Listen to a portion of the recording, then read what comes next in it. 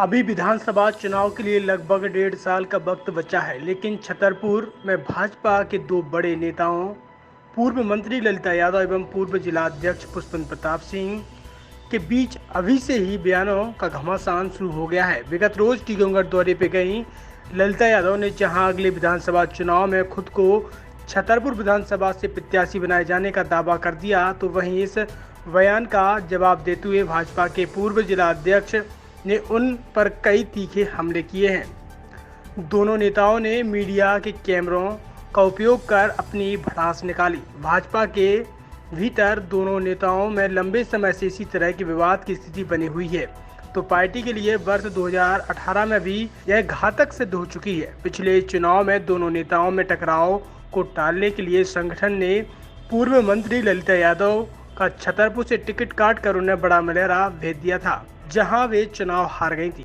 हालांकि उनके स्थान पर छतरपुर से भाजपा का टिकट पाने वाली पुष्पेंद्र प्रताप सिंह की पत्नी और पूर्व नपा अध्यक्ष को पराजित होना पड़ा था। एक बार फिर दोनों नेताओं के बीच टिकट की रेस होते ही तीखे हमले शुरू हो गए हैं। सुनिए दोनों नेताओं ने क्या कहा। तो निश्चित रूप से जो पार्टी ने हमारी भूमिका तय करी थी, उस भूमिका को हमने हमेशा करने का प्रयास किया और आगे भी जो भी भूमिका भारतीय जनता पार्टी तय करेगी उसी के अनुसार हम काम करने की कोशिश करेंगे।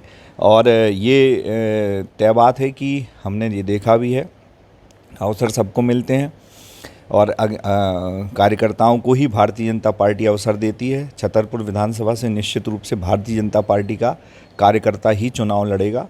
और जब हमने इतनी विपरीत परिस्थितियों में, जब हम 18 से 20 हज़ार वोटों से अगर बगल हाले थे और तब हम यहाँ से बमुश्किल 2700 वोट से ही चुनाव हम लूज़ किया हमने, जब एक माहौल कांग्रेस ने प्रोपेगेंडा करके बीजेपी के खिलाफ खड़ा किया था, तो निश्चित रूप से इस बार भारतीय जनता पार्टी छतरपुर विधानसभा से जीतेगी।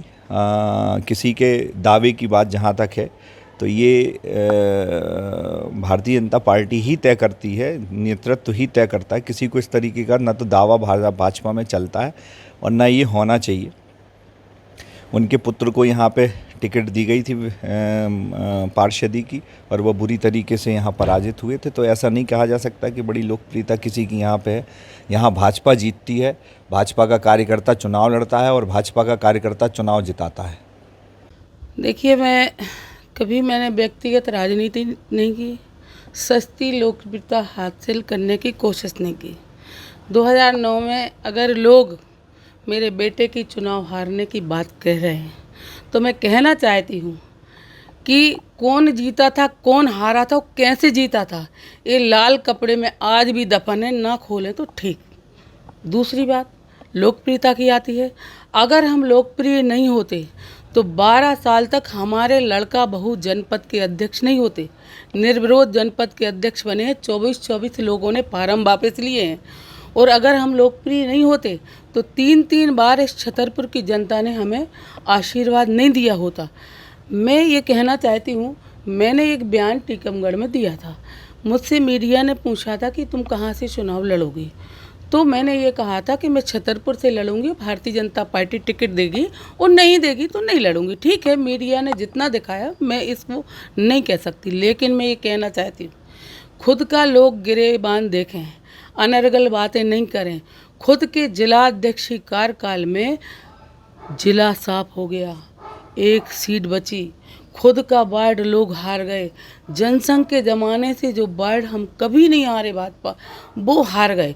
इसलिए मैं सोचती हूँ भारतीय जनता पार्टी बहुत बड़ी पार्टी है। मैं एक पार्टी की अनुशासित कार्यकर्ता हूँ और रहूँगी, क्योंकि 30 साल के बाद बहुत कम समय है। अब मैं राजनीति करूँगी तो मैं अनुशासन से बाहर नहीं जाऊँगी, ना मैं किसी का नाम लूँगी। लेकिन मैं कहती हूँ कि सस्ती लोकप्रियता हासिल न करे।